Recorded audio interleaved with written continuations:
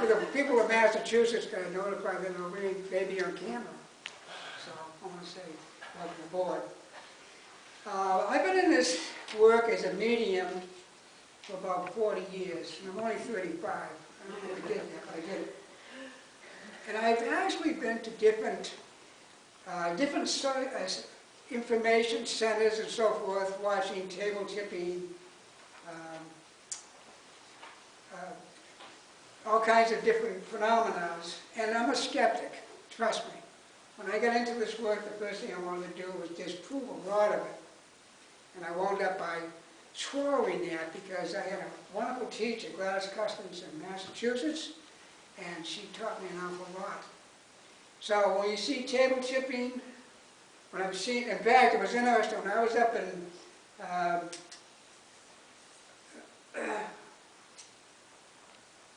Maine, I was up in Maine a few years ago, and we had table tipping going on, but I was sitting at the kitchen with about 4 other people, and there was an oak table there.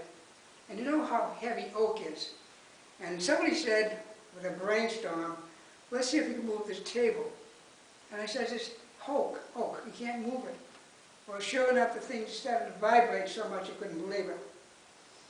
The woman upstairs woke her up. So spirit works in different ways, and is with us all the time.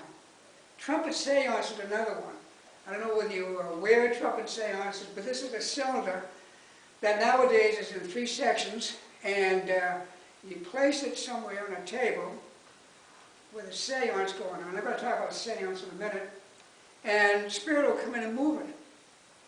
Well, here again, up in Maine, we decided to do it late hours of the night.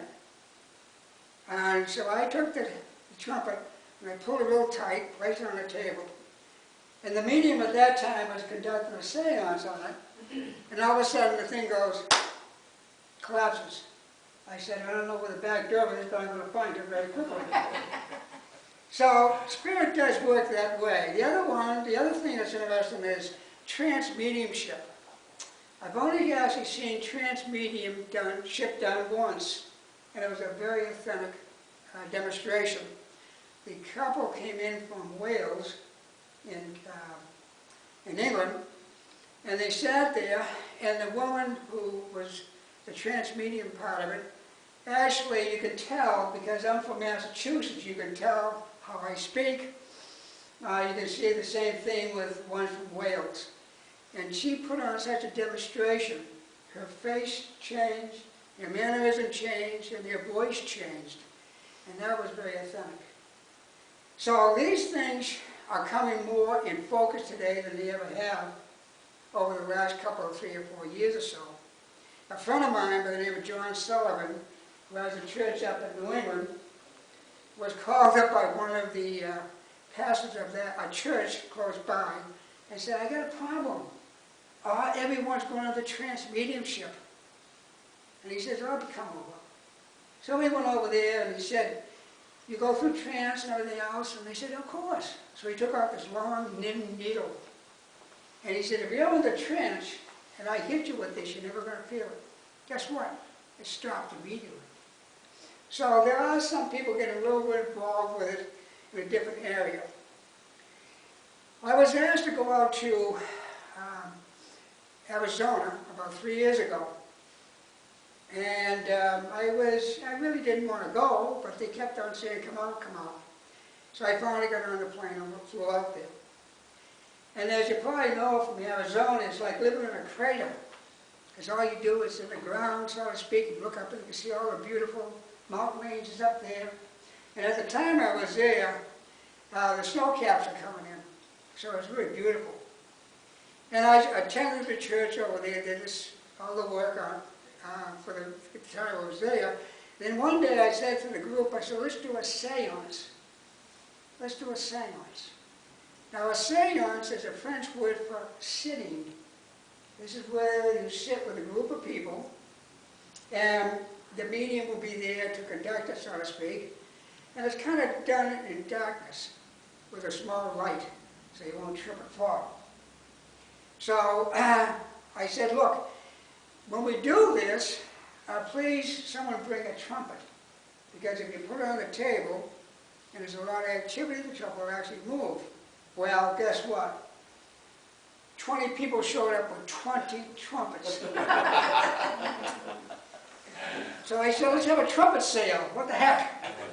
But it was really fascinating because, again, you have to prove it to me to believe it. That's the way it's always been.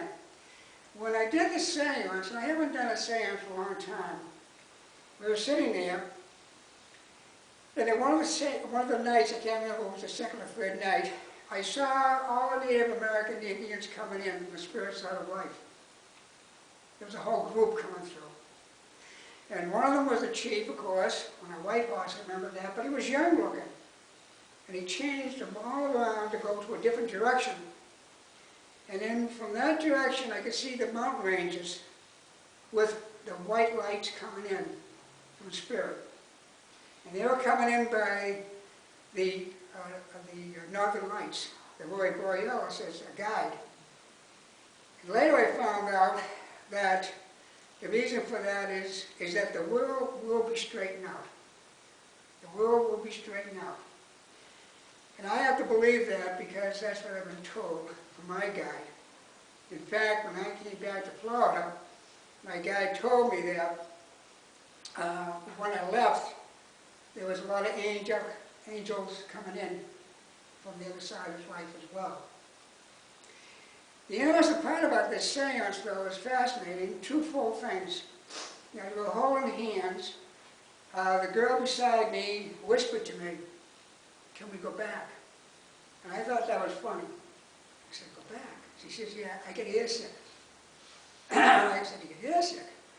So I called everybody back to the ground level, and all of a sudden I could hear their feet hitting the ground. So apparently, whether you want to believe it or not, some of the group was elevated out of the earth side. As we were sitting there, this little Native American Indian girl came to me.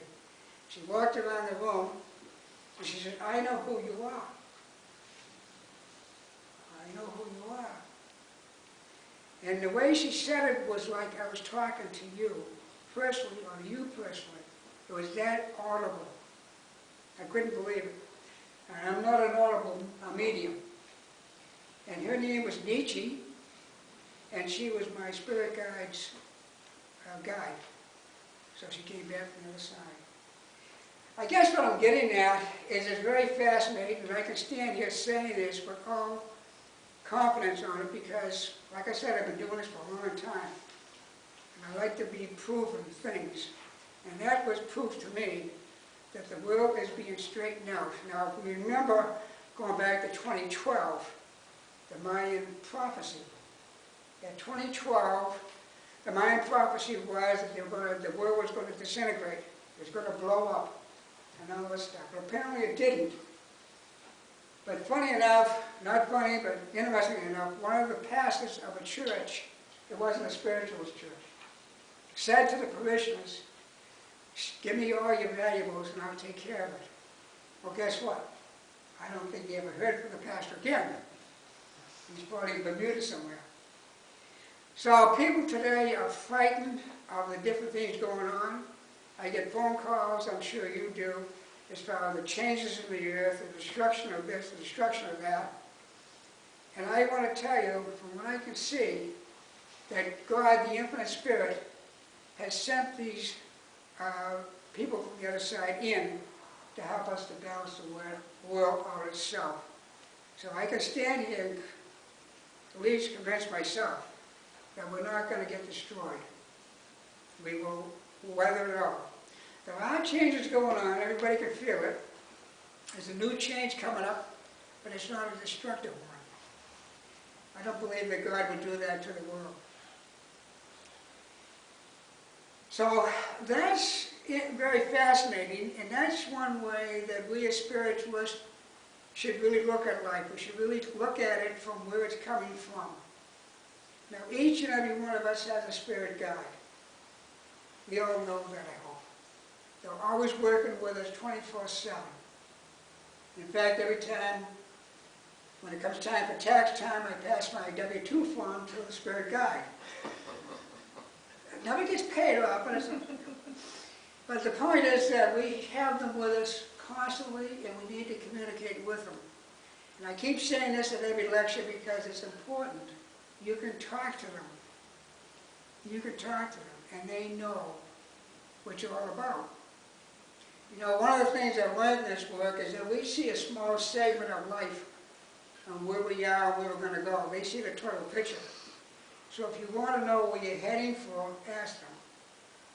Ask them, and they will tell you. They either tell you by a dream at night, or just waking up and you feel something around you. They're there. They always are, and they always will be. So the function of that seance, and I'm not crediting myself for it because anybody can be called out there, is to understand